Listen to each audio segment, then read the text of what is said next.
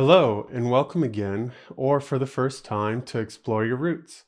Here, we try to highlight an ancestor of mine, and maybe yours, and tell of their life and important events. This week's episode is going to focus on an ancestor from my dad's side of the family named Dr. Francis Guiteau, who was a highly esteemed physician during colonial and Revolutionary War times. So tune in today to learn more about his life, possible ties to important revolutionary heroes, as well as infamous historical figures, and his community contributions.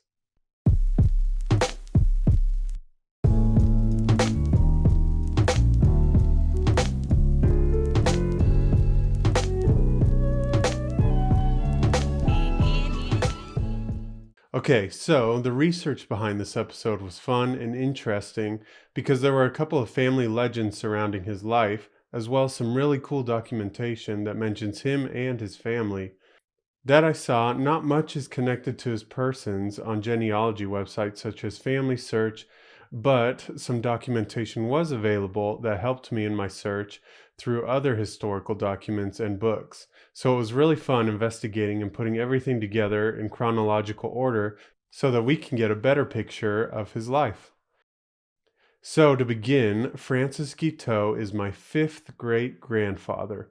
My connection to him starts with me, then goes to my dad, then his mom, my grandma Ruth Ann, then her dad Royal Grant, then his mom Lavina, then her father Noah, then his mother Lydia, then Lydia's father is Francis Guiteau, who is the topic of this episode. So to start the story of Francis Guiteau, I want to give a bit of context to the Guiteau family because I believe their heritage played a role in the life of Francis. So going back some centuries, the Guiteau family were Huguenots, which basically were French Protestants, and this term originates more or less in the early 16th century. The Huguenots suffered a lot of persecution, especially under King Louis XIV. The Guiteaus had always been prominent people, usually physicians and such, but the persecution became so great that Francis's grandfather, named Francois, along with many others, fled France for the nearby Netherlands, who graciously received the refugees. After some time in Amsterdam, Francois left for London, where Francis's father was born, also named Francois. Francois then emigrated to the United States, ending up in Connecticut in the early 1700s. And it is here where Francis Guiteau, our subject's story, begins. So Francis Guiteau was the 10th of 11 children born to Francois Guiteau and Mary Tyler on August 12, 1736, in the town of Bethlehem, Connecticut. Francis comes from a long line of French Francois, but I think that since his grandfather fled France and his father grew up in London, that they decided to change the traditional name of Francois to Francis. So Francis came from a long line of physicians as well, and many of his siblings were also physicians. So it probably seemed apparent and maybe even was expected that he become a physician. And so Francis followed in the footsteps of the generations before him and became a physician. In 1754, when Francis was 18 years old, the French and Indian War broke out, and Francis decided to enlist in the army to fight the French. The record we have of Francis enlisting is from 1756. This record lists him in the 3rd Company, 4th Regiment, under the command of Major Benjamin Hinman. What we know about his time in the army is that he participated in the invasion of Canada in Colonel Whiting's regiment, and the following year, in 1757, he participated in the campaigns around Lakes George and Champlain. During these campaigns, it is recorded that he, along with the rest of his company, were stationed at Fort William Henry in New York.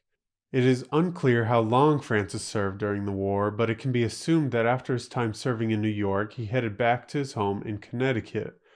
Sometime in 1764, Francis began to seriously court a woman by the name of Anna Mackey.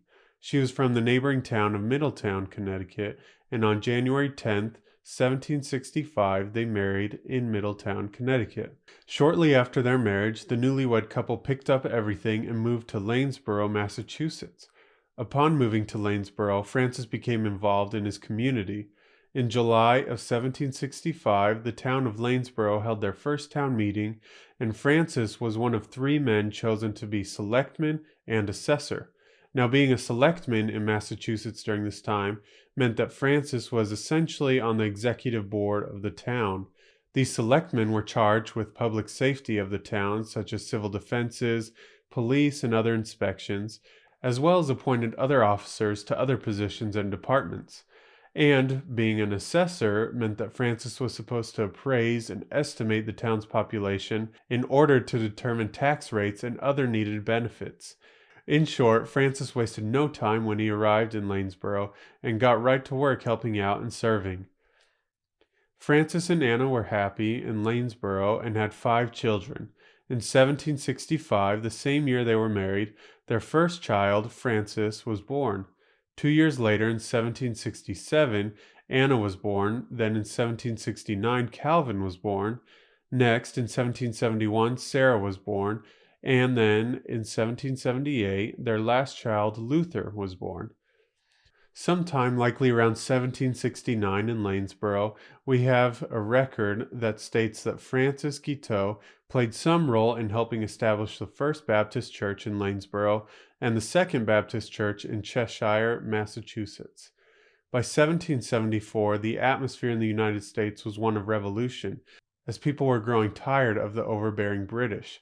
This year, we have a record that 3 delegates, one of which was Francis, were at a conference at Stockbridge on July 6, 1774, to, quote, calmly but firmly assert the rights of Americans.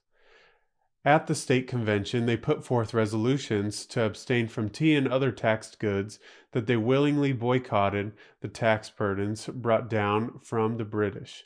At the conference, Francis participated and was appointed to be on a safety committee. On September 24, 1776, when Francis was 40 years old, it was voted to agree with the House of Representatives about establishing a constitutional government for Massachusetts. Dr. Francis Guiteau was appointed in this meeting to inoculate for smallpox. In other words, he was entrusted to be one of the administrators of the smallpox vaccine to people. A few years later, in 1781, tragedy struck the family when Francis' wife, Anna, passed away. Later that year, Francis remarried an Annis Martin and had a child named Martin. Unfortunately, sometime soon after their marriage, Annis passed away as well. Probably heartbroken, Francis again went out and searched for another spouse, and in 1782, Francis married his third and last wife, Anne Hodge, and together they had 4 children. The first child was a girl born in 1783, and we are not quite sure who she was or what her name was. And then in 1785, the next child, Lydia, was born, of whom I come through. Then Norman was born in 1787, and the last child, Samuel, was born in 1789. Some years passed before we have another record of Francis.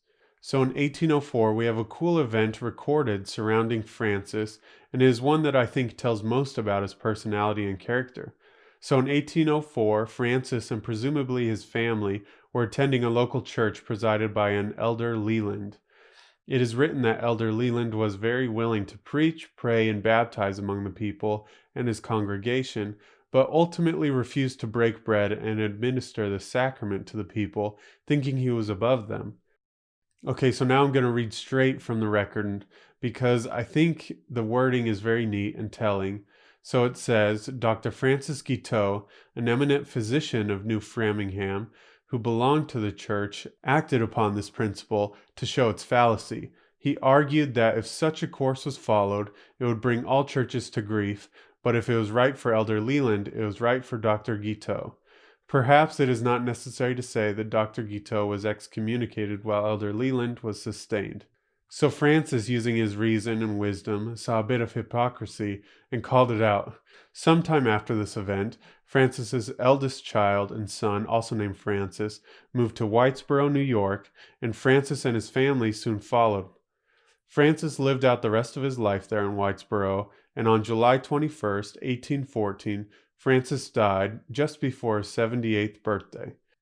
What an awesome life and legacy Francis Guiteau left. I really think that his life exemplified what it means to stand up for what is right and important, and Francis showed that through his service to his country, service to his family, and even the neat little snippet we get to see from him calling out hypocrisy where he saw it. And on top of all this, Francis was a physician, and I'm sure probably helped countless lives through his knowledge. Now, before we end this episode, I want to address two things surrounding Francis's life. The first is that I've read and seen a family legend telling that Francis was the personal physician to General Marquis Lafayette, the famous French general who helped the U.S. in the Revolutionary War. I searched and searched for some kind of evidence to substantiate this legend and claim, even searching through several large books and exhaustive articles on the General Lafayette, but came up empty-handed. Moreover, I learned that Lafayette was wounded only once during the war, and this was during the Battle of Brandywine in Pennsylvania. It is well documented that his wounds were actually treated by George Washington's personal doctor. Also, after the Revolutionary War, Lafayette returned to France, and although he came back to the U.S. a few times, he spent much of his time back in Europe. Even moreover, Francis Guiteau at this time was living in Massachusetts, whereas Lafayette spent most of his time in Pennsylvania. Now, that being said, it could well be possible that Francis attended to Lafayette, or even was his physician at some time, but for now those claims are unsubstantiated, and the facts are as I have presented them. Now, the second thing I want to address is just an interesting point that I discovered. So in my research, I kept seeing records referred to the Great Trial of Guiteau. I had no idea what this was, so I looked it up, and it actually is referring to this trial of a Charles Julius Guiteau, who was the guy who assassinated President James Garfield in 1881. So it turns out that Charles is Francis's great-grandchild, though Francis died long before Charles was born. Actually, much of the genealogy was flushed out during this trial, which served me greatly in my investigation. Luckily, though, this Charles comes through a different wife of Francis, so I think maybe he got her genes. Anyway, I hope you all enjoyed this episode, and I hope I have enthused everyone to go out and learn something about their own ancestors. So if you did enjoy this video, feel free to give it a like and subscribe to us here on YouTube and Apple Podcasts to learn more about genealogy and history.